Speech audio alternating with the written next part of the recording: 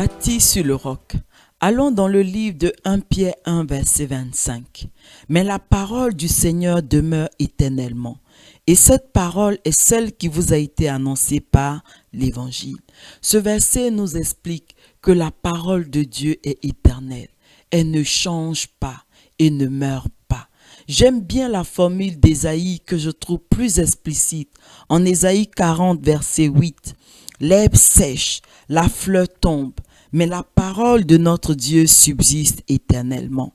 En d'autres mots, Ésaïe nous enseigne que notre environnement change inévitablement. Tout ce à quoi nous nous accrochons sur cette terre, notre travail, notre maison, notre voiture, nos biens matériels, s'useront et passeront. Mais la parole de Dieu ne passera jamais. Elle subsistera à toujours. Je ne suis pas en train de dire que nous ne devons plus travailler, ni avoir une maison, une voiture, des biens matériels. Ces choses sont importantes pour notre vie dans la chair. Mais je dis qu'en termes de priorité, la première chose importante sur laquelle nous devons nous appuyer, c'est la parole de Dieu. Et c'est sur cette parole éternelle que Dieu nous appelle à vivre. Matthieu 4, verset 4. Jésus répondit, il est écrit, l'homme ne vivra pas de pain seulement, mais de toute parole qui sort de la bouche de Dieu. Amen. C'est pourquoi, lorsque le peuple d'Israël sort d'Égypte et arrive dans le désert, plus précisément au mont Sinaï, Dieu lui donne sa loi et ses ordonnances, afin qu'il les mette en pratique et qu'ils vivent par elles. Ézéchiel 20, verset 11.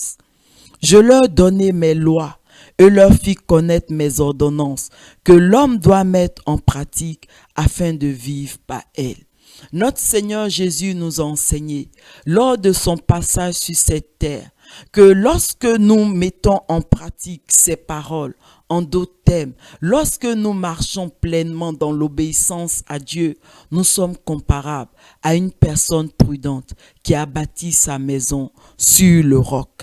Matthieu 7, verset 24, c'est pourquoi quiconque entend ces paroles que je dis et les met en pratique sera semblable à un homme prudent qui a bâti sa maison sur le roc. Et lorsque nous bâtissons sur ce roc, sur cette parole de Dieu, quelles que soient les tempêtes et leur intensité, les tremblements de terre, les épreuves, notre maison reste debout, car elle est fondée sur le véritable, sur le rocher des siècles, que rien ne peut ébranler et qui subsiste éternellement. Matthieu 7, verset 25. La pluie est tombée, les torrents sont venus, les vents ont soufflé et se sont jetés contre cette maison. Elle n'est point tombée, parce qu'elle était fondée sur le roc.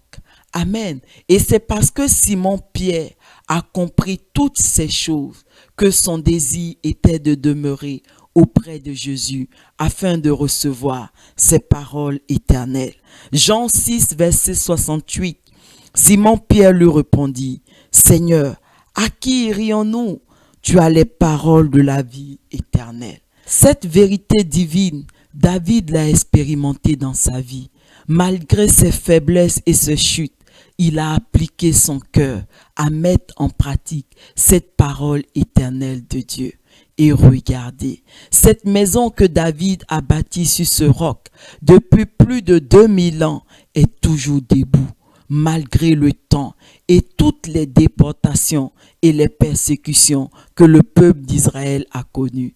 Cette maison de David n'a point été ébranlée, et bien plus encore, elle est rentrée dans l'éternité. Car notre Seigneur Jésus, le roi des rois, est un descendant de cette maison de David. Amen. Sur quel fondement es-tu en train de bâtir ta maison? Prions ensemble.